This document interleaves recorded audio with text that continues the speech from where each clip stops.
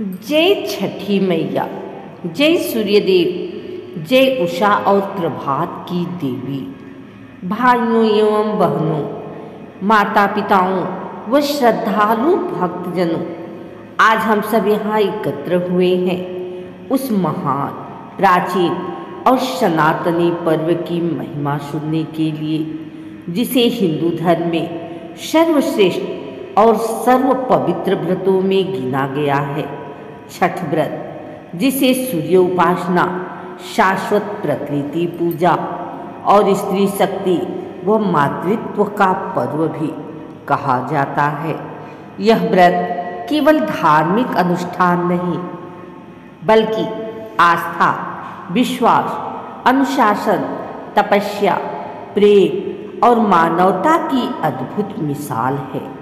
आज मैं आपको सुनाने जा रही हूँ छठ मैया की महिमा, व्रत की उत्पत्ति, सूर्यदेव की कृपा और माता छठी का इतिहास, जिसे सुनने मात्र से ही जीवन में सुख समृद्धि, संतान सौभाग्य और स्वास्थ्य की प्राप्ति होती है।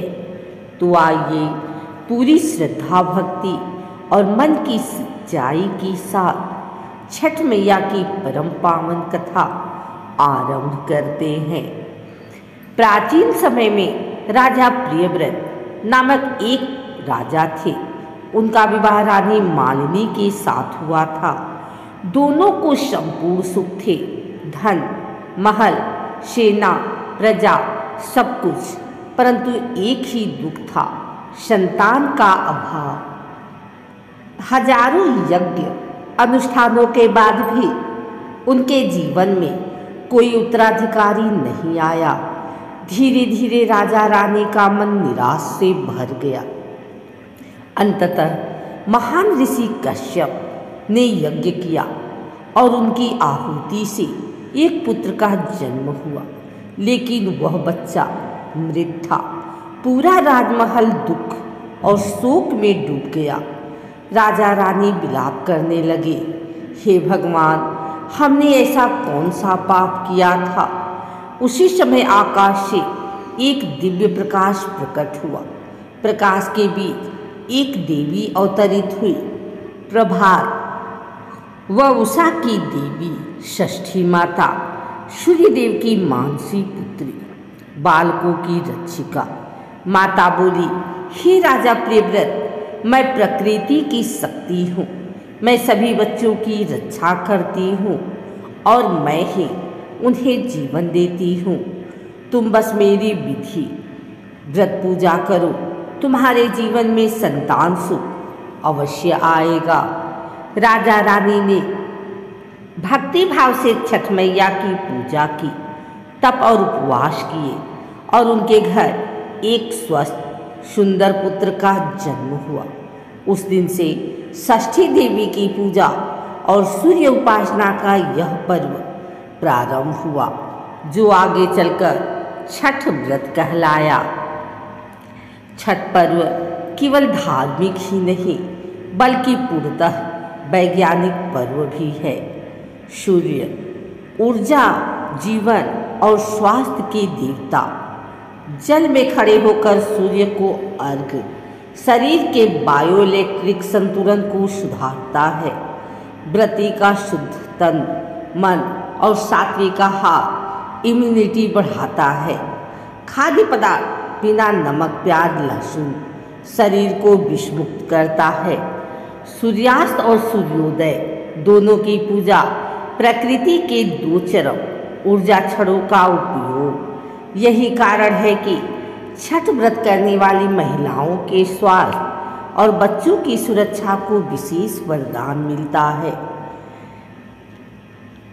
त्रेता युग की कथा, माता सीता द्वारा छठ व्रत। अयोध्या लौटने के बाद माता सीता ने अयोध्या वासियों के कल्याण और पुत्र सुख हेतु छठ व्रत रखा। उन्होंने 6 दिन का उपवास किया, नहाए खाए, खरना डाला, अर्घ, भोरवा अर्घ। सूर्यदेव प्रसन्न हुए और अयोध्या में सुख, शांति और समृद्धि बरसाई। इस प्रकार यह व्रत पूरे भारत में, विशेषकर उत्तर भारत में जन जन का पर्व बन गया। द्वापर युग की कथा। जुए में सब कुछ हार जाने के बाद जब पांडव वनवास में थे, द्रौपदी और पांडवों ने छठ मैया से प्रार्थना की ताकि उनका राजपाट, सम्मान और सुख लौट आए। छठ मैया ने आशीर्वाद दिया और आगे चलकर महाभारत के बाद पांडव पुनः हस्तिनापुर के स्वामी बने। इसलिए कहा जाता है छठ व्रत सब बिगड़े काम बनाता है। छठ व्रत बिना किसी कामना के किया जाता है, केवल परिवार, संतान और समाज की भलाई के लिए। व्रत में ना कोई मीठी मीठी इच्छाएं, ना कोई विलासिता, केवल कठोरता और अनुशासन। इसीलिए छठ व्रत रखने वाली स्त्रियों को परम तपस्विनी कहा जाता है।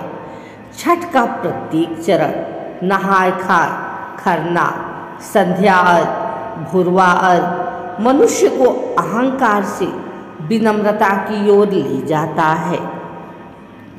एक और कथा। कहा जाता है बिहार के एक गांव में एक गरीब दंपत्ति था। संतान नहीं थी। घर में रोज लड़ाई, तंगी और निराशा।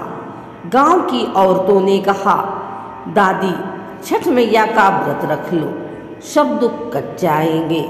गरीब स्त्री बोली, हमारे घर में तो चूल्हा जलाने को भी दाना नहीं, हम छठ कैसे करेंगे। सहेलियों ने कहा, छठ मैया बस सच्ची दिल की चाहती हैं, सामान का कोई अभिमान नहीं। उस स्त्री ने मिट्टी की ठोरी में बस गुनगुने पानी का अर्घ चढ़ाया और मन में रोते रोते कहा, छठ मैया मेरे पास आपको देने को कुछ नहीं, आप बस मेरे आंसुओं को स्वीकार कर लो। माँ ने उसकी पुकार सुन ली। कुछ ही माह में उसके घर हंसी की किलकारियाँ गाती हुई संतान आई। पति का व्यापार चल पड़ा, घर में सुख समृद्धि लौट आई।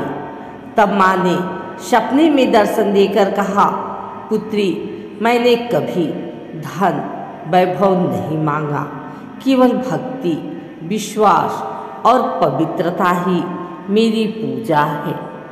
जो भी श्रद्धा भाव से यह व्रत करता है उसे मिलता है संतान सुख, आरोग्य व रोगों से मुक्ति, परिवार की रक्षा, उन्नति और शुभ फल, सुख शांति और समृद्धि।